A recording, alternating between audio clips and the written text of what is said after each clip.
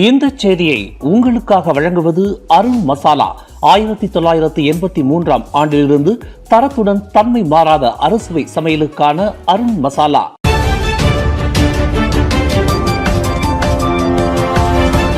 வணக்கம். திசைகளின் ஒரு மணி செய்திகள். ஊழல் வழக்கை உயர் நீதிமன்றத்திற்கு மாற்றும் முயற்சியில் தோல்வி. சம்சோலின் மனு நிராகரிப்பு.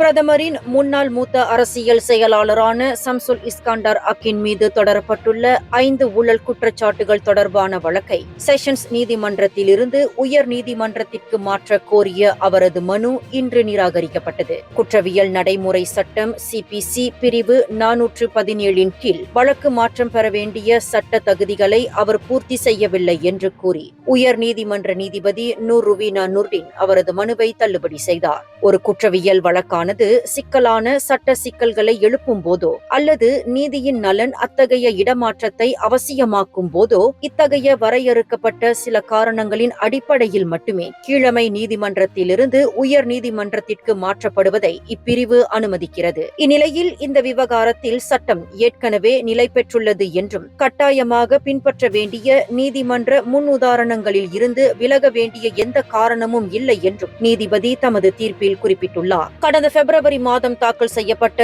இம்மனுவில் சம்சூலின் வழக்கறிஞர் அமீர் ஹம்சா அஷ்ராட் இந்த வழக்கில் புதுமையான சட்ட கேள்விகளும் சிக்கலான விவகாரங்களும் இருப்பதால் அவை உயர் நீதிமன்றத்திலிருந்தும் பின்னர் கூட்டாட்சி நீதிமன்றத்திலும் தீர்மானிக்கப்பட வேண்டியது அவசியம் என வாதிட்டிருந்தார் என்பது குறிப்பிடத்தக்கது. நக்ரி சம்பிலான் மாநிலத்தில் அரசியல் நிச்சயமற்ற சூழல் நிலவி வரும் நிலையிலும் அங்கு மாநில தேர்தல் நடைபெற வாய்ப்பு குறைவாக இருப்பதாக மலேசிய பிரதமர் டத்தோசரி அன்வார் இப்ராஹிம் தெரிவித்துள்ளார். அதேவேளையில் மாநில தேர்தல் நடைபெற வாய்ப்பு அதிகம் இல்லை என்றாலும் கூட இறுதி முடிவு நக்ரி சம்பிலான் மாநில யங் டிபர் துவான் பெசார் துவான்கு முஹ்ரிஸ் துவான்கு முனாவீர் மற்றும் மாநில சட்டமன்றத்தின் நடவடிக்கைகளின் அடிப்படையில் அமையும் என்றும் அவர் குறிப்பிட்டுள்ளார். மேலும் நக்ரி சம்பிலான் மாநில அரசியல் தொடர்பான எந்த ஒரு முன்னேற்றமும் தகுந்த நேரத்தில் அறிவிக்கப்படும் என்றும் அன்வார் உறுதியளித்துள்ளார். இதற்கிடையில் இந்த விவகாரம் மற்றும் கூட்டரசு மட்டத்தில் பரிசான் பக்கத்தான் உறவுகள் குறித்து அன்வாரை விரைவில் சந்திக்க உள்ளதாக பரிசான் தலைவர் அஹ்மத் ஜஹீர் ஹமீடியும் அறிவித்துள்ளார். நக்ரி சம்பிலான் ஆட்சியாளரான சமஸ்தானபதியை நீக்க முயற்சிப்பதாக கூறப்படும் சர்ச்சை தொடர்பாக நேற்று அம்மாநில அம்னோவை சேர்ந்த 14 சட்டமன்ற உறுப்பினர்கள் நடப்பு மந்திரி பசார் அமீனுடின் ஹாரூனுக்கு ஆதரவளிக்க போவதில்லை என அறிவித்தது மாநில அரசியலில் பெரும் பரபரப்பை ஏற்படுத்தியுள்ளது. அம்னோ சட்டமன்ற உறுப்பினர்கள் தமக்கு வழங்கிய ஆதரவை திரும்ப பெற்றதை அடுத்து அவர்கள் வகித்திருந்த 4 மாநில ஆட்சிக்குழு உறுப்பினர்கள் பதவிகளும் காலியாகிவிட்டதாக நக்ரி சம்பிலான் மந்திரி பசார் டத்தோசரி அமீனுடின் ஹாரூன் அறிவித்துள்ளார். தமக்கும் மாநில அரசுக்கும் அவர்கள் ஆதரவை திரும்ப பெற்றுள்ளதால் அவர்களின் பதவிகள் தானாகவே காலியாகும் என்று செய்தியாளர்கள் சந்திப்பு ஒன்றில் அமீனுடின் தெரிவித்துள்ளார். Datuk Seri Jalaluddin Alias Datuk Ismail Lasim, Datuk Mustapha Nagoor மற்றும் டத்தோ முகமது ஃபைசால் ரம்லி ஆகிய 4 பதவிகளும் காலியாகியுள்ளதாக அறிவிக்கப்பட்டுள்ளது. இதற்கிடையில் மாநில அரசு வழக்கம் போல செயல்பட்டு மக்களுக்கான திட்டங்கள் தொடர்ந்து அமல்படுத்தப்படும் என்றும் அமீனுடின் உறுதியளித்துள்ளார்.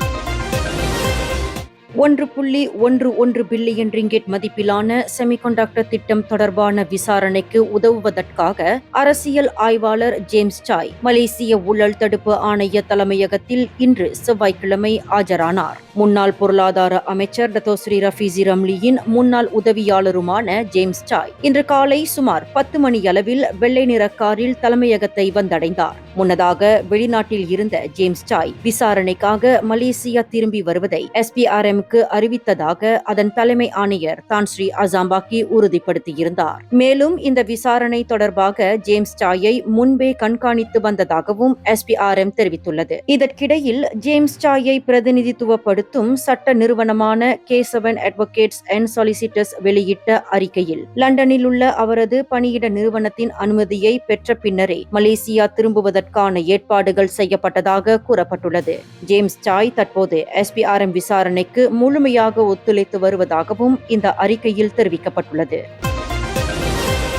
வெள்ளிக்கிழமைகளில் தொழுகையினால் ஏற்படும் போக்குவரத்து நெரிசல் காரணமாக ஏற்பட்ட அதிருப்தியே அம்பாங்கில் 46 வயது நபர் ஒருவர் பள்ளிவாசலில் ஒலிக்கும் தொழுகை அழைப்புக்கு எதிராக புகார் அளிக்க தூண்டியதாக போலீசார் தெரிவித்துள்ளனர். சந்தேக நபர் தனிப்பட்ட முறையிலேயே இந்த நடவடிக்கையை மேற்கொண்டதாகவும் வேறு யாரின் தூண்டுதலும் இல்லை என்றும் ஸ்லாங்கூர் மாநில போலீஸ் தலைவர் ஷாசேலி கஹார் தெரிவித்துள்ளார். வேலையற்றவரான அந்நபர் கடந்த பல ஆண்டுகளாகவே அம்பாங் தமான் சுராயா பகுதியில் வசித்து வருவதாகவும் அவர் குறிப்பிட்டுள்ளார். இந்நிலையில் இந்த சம்பவத்தில் வேறு தரப்பினர் ஈடுபட்டுள்ளனரா என்பதை அறிய போலீசார் அவரிடம் பல கோணங்களில் விசாரணை நடத்தி வருகின்றனர். அம்பாங்கில் உள்ள பள்ளிவாசல் ஒன்றில் வெள்ளிக்கிழமை தொழுகை நடத்துவதாக மற்றும் தொழுகைக்கான அழைப்பு விடுப்பது தொடர்பாக மேன்மை தங்கிய ஸ்லாங்கூர் சுல்தான் பிறப்பித்த கட்டளையை மீறியதாக கூறப்படும் அந்நபர் கடந்த ஞாயிற்றுக்கிழமை பண்டான் இண்டா பகுதிக்கு அருகே கைது செய்யப்பட்டார் என்பது குறிப்பிடத்தக்கது.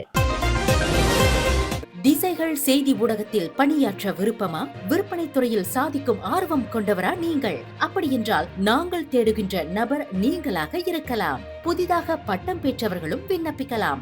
விண்ணப்பதாரர்கள் சொந்த வாகனத்தை கொண்டிருக்க வேண்டும். மின்னஞ்சல் admin@திசைகள்news.com.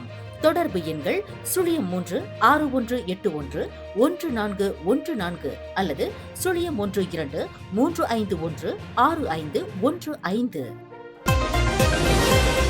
ஜோஹர் மாநிலத்தின் சுங்கைரங்கேட் மற்றும் ஃபெல்டா அயர் தவார் பகுதிகளில் மேற்கொள்ளப்பட்ட அதிரடி நடவடிக்கையில் குடிநுழைவு கடத்தல் கும்பல் ஒன்றை போலீசார் முறியடித்துள்ளனர். இந்த நடவடிக்கையில் 13 இந்தோனேசியர்கள் மற்றும் உள்ளூர் நபர் ஒருவரும் கைது செய்யப்பட்டதாக கொத்ததிங்கி மாவட்ட போலீஸ் தலைவர் யூசுப் ஒத்மான் தெரிவித்துள்ளார். கடந்த ஞாயிற்றுக்கிழமை இரவு 11:45 மணி முதல் திங்கட்கிழமை அதிகாலை 4 மணி வரை இந்த நடவடிக்கையானது மேற்கொள்ளப்பட்டது. உளவுத்துறை அளித்த ரகசிய தகவலின் அடிப்படையில் சுங்கைரங்கேட் பகுதியில் உள்ள ஒரு வீட்டை கண்காணித்த போலீசார் அண்டை நாட்டிலிருந்து சமீபத்தில் வந்ததாக நம்பப்படும் 10 இந்தோனேசிய ஆண்கள் மற்றும் ஒரு பெண்ணை கைது செய்தனர். அவர்களிடம் மலேசியாவில் தங்குவதற்கான செல்லுபடியாகும் பயண ஆவணங்கள் எதுவும் இல்லை என விசாரணையில் தெரியவந்துள்ளது.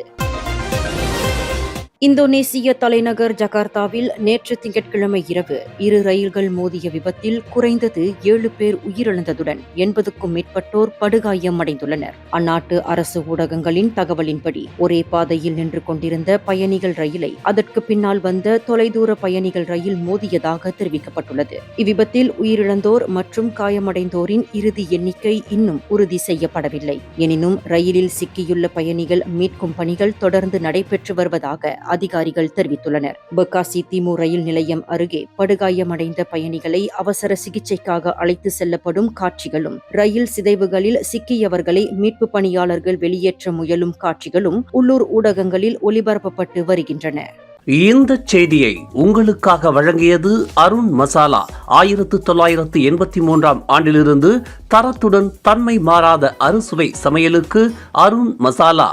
மேலும் செய்திகளை தெரிந்து கொள்ள கீழே இருக்கும் பெல் பட்டனை அழுத்துங்கள். உங்கள் மகிழ்ச்சியை வெளிப்படுத்த லைக் மற்றும் ஷேர் செய்யுங்கள். தொடர்ந்து திசைகளோடு இணைந்திருக்க சப்ஸ்கிரைப் செய்யுங்கள்.